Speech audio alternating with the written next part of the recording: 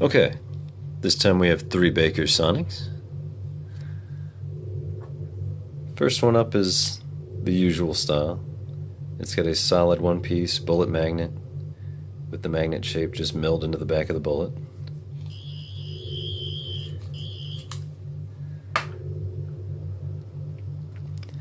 These two are a little different. They've actually got a separate magnet held in by a little flathead screw, so you can remove it.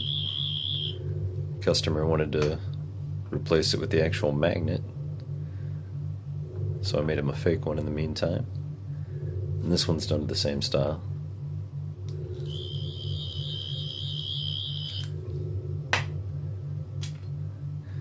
And this time up we have a Pertwee, the Barber Pole paint job, which I did by painting it black and then wrapping a string around it and going over it with yellow.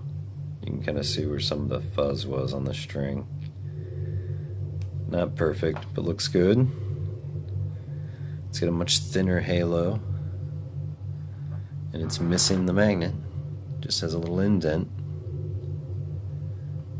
but works the same.